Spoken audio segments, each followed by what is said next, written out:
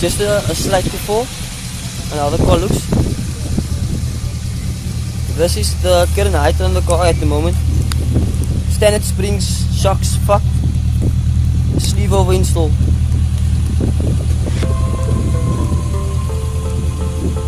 You guys wanted the before and after on the sleeveover fitment, and this will be the exact video guys to be looking for.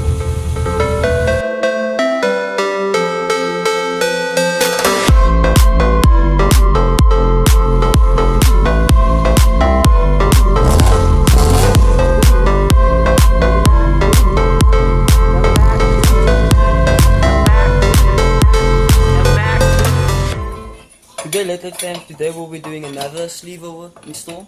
This time it will be on a Toyota, and this time I will be showing a before and after on the car, which you guys already seen before. And then this is basically the tire gap, is basically like a first in front. So we'll be doing a sleeveover install and installing the car on its lowest, and basically after that the height the owner prefers. So we're just gonna start off right with the video.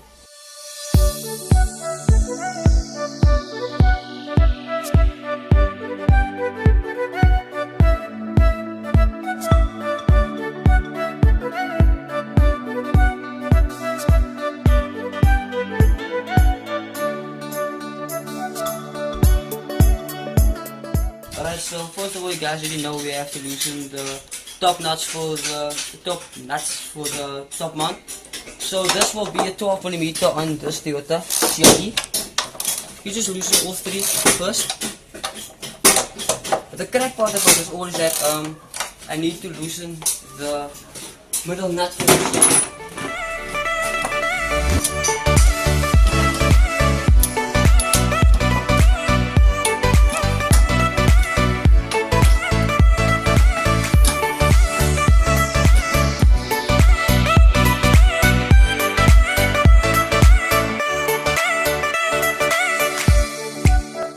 Bottom we will be needing two 90mm spanners. So we first need to loosen these two nuts right here, and then I think this right here is a bolt right here, which is a 13. You need to loosen this. This is for the brake calipers. 14. Is it a 14? 14. It's a 14. So you'll be needing a 14 to loosen this right here. After the top nuts are loosened and these bolts and nuts right here are loosened as well, which are 19, and this 14 right here, then basically the whole strut will come out just like that. Luckily for the owner bought new shocks and he bought sleeveovers, so this will be the simplest fitment you'll ever get on these cars.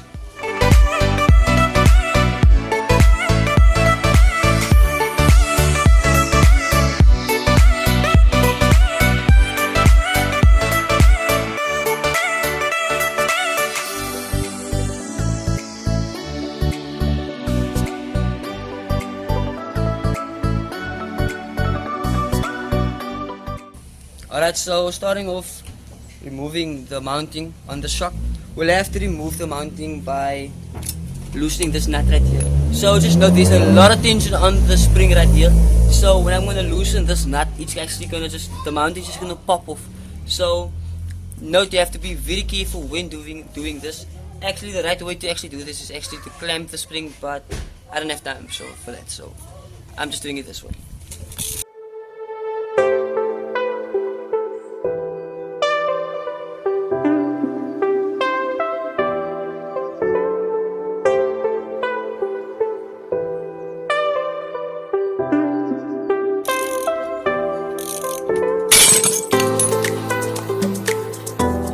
I won't be doing too much explaining today because you guys already seen this on a Mark 1, and same principles apply.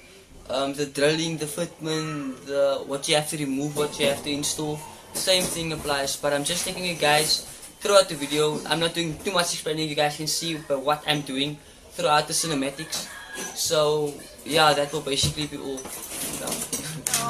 What do you mean?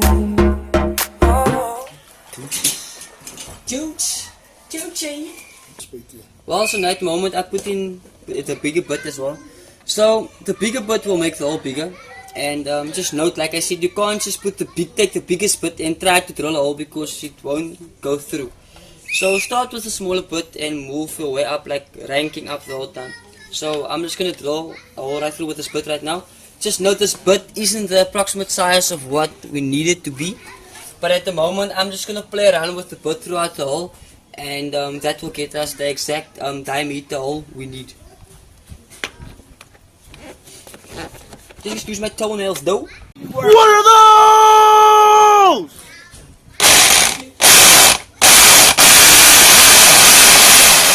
Also, something I forgot to mention is that whenever drilling this hole, note you have to drill this hole exactly in the middle, because if you don't drill it in the middle, what will happen is that basically the entire spring will be sitting skew on your shock, and that's exactly what you don't want. So note you have to drill it exactly in the middle. That's what she said? So you guys didn't know how to fit the sleeve over on the shock. So at the moment I already fitted the entire sleeve onto the shock, and the only thing we need to do is just to like reassemble everything. So note first of all, like you get these plastic like washers with. So I'll say if you get it with, put it on. Then you get your first washer, plastic washer. Then you put on your spring. You have another plastic washer, and then you have the top layer, which we already drilled. I already drilled all four, so that will be good for us. So basically the installation will just flow. Just note, this replaces the bracket of the original springs. After this, you can mainly just install your mounting. So after that, you can just put on your mounting like this, which you can see right there. It actually fits perfectly in there. You see right there, and that's basically why it's universal. So then you can basically just fit it just like that, and that's basically all.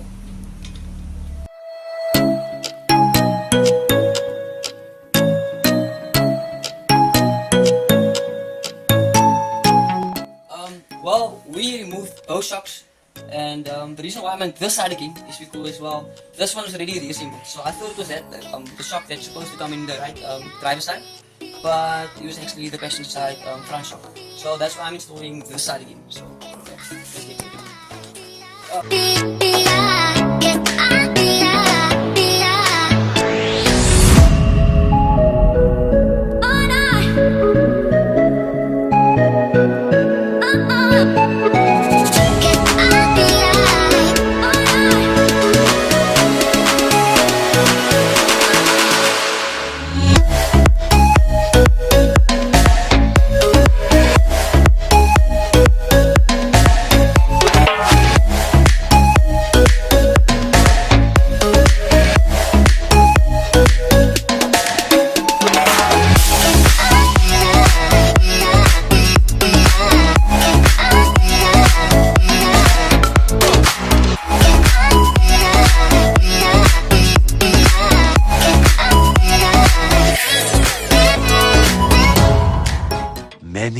Many minutes later. So this, ladies and gentlemen, is what you see here. Is one of the holders of the Sleeveovers. You guys can see the great quality that is provided here.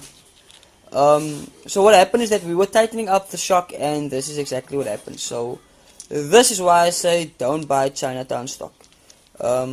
Like I said, most of you guys don't believe me, and this is the reasons.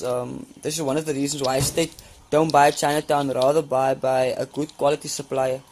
Like I say, this isn't metal. Just note this isn't metal. So whenever you need to tighten this up, like I said, when you're tightening this up, you don't need to tighten it up too tight, because this is what's gonna happen. Basically, what happened is that it cracked, and then basically this entire circle here broke off, and then this basically broke off into like 5-6 pieces. Like I said, guys, this is the reason why I don't recommend buying wherever you guys are buying your current stock. Alright, so at the moment we decided, because that broke into 5 pieces, we're just gonna leave the standard springs at the back. We're just gonna do a shock replacement at the back. And basically, just note, whenever replacing the stock springs in the car and fitting Sleeveovers, this is basically the results you will basically be getting. Like I said, these aren't necessarily to like slam like to the ground or to be like proper static. This is like, I'll say, like a 3-finger gap at the moment. So like I said, if you guys would like to go low, buy coilovers. You guys just want a little bit of lows on the safe matter, buy these Sleeveovers. These Sleeveovers will actually go really low on a Honda, but not necessarily on any other make car. On my friend's car, which you saw, it was actually on the tire. but that's because his shocks were like completely messed up, and in this case it's basically brand new shocks, and this is the reason why the gap is still so high. So just note, in a few months it might go lower and lower and lower, but the lowest we'll probably get is probably 2 fingers, like basically like that. So that's basically the lowest we'll probably get. Sorry for interrupting today's video. I just want to give this guy a big shout out. His name is Jib, and he sells this beautiful lighting. Whenever you open your doors, he gives like an icon of your car's badge like underneath the door. So he sells whatever vehicle you would like. You guys can see there's a lot of content, and a lot of types and different models of cars and badges and stuff like that. So I'm sure you'll probably be able to design your own badge with which you would like. So I'm just giving him a shout out to promote him and to give him a little bit more sales. So you guys can see the results is actually great. You guys can see there on that Mercedes-Benz right there, like the results are probably really amazing, and it's quite bright as well. So in the night time it will actually shine out like really beautifully. So if you guys are looking for one of these icons or badges underneath your doors whenever you open your door, please contact Jip. His number will be in the description below. Thanks for watching, and back to the normal programming. So note, ladies and gentlemen, this will be the end of the video for today. I'm just showing you guys the results of the car. I'm just gonna ask the owner quick to pull the car in the road, and then you guys can just see the results of the Sleeveovers in this Toyota with new shocks. But note, this ain't really low. It's just for like normal like driving height. I'll say it's like if you like do cut springs, it will be probably like one ring off your standard springs. So I would like probably recommend like a loading kit, if you guys would maybe like a loading kit above these, because the owner did say the car drives very stiff.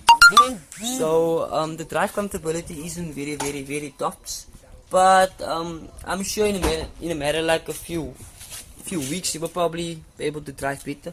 But like you guys can see, like the gap isn't like too great. So I'm just gonna ask the owner to quickly like pull in the road, and then he can just show you guys like how the car like looks in front. So this is basically the results on the car after fitting the Sleeveovers. You guys can see that here. So just note, like I said, the Sleeveovers aren't necessary to slam to the ground, and that's basically the max load you will get out of these Corollas. Just gonna go on the other side here. You guys can see that gap right there. Going from a little further perspective, that's basically the gap. So I hope you guys enjoyed the video, and please like and subscribe to my channel for more future content, and please do comment below whatever video you would like next on my channel.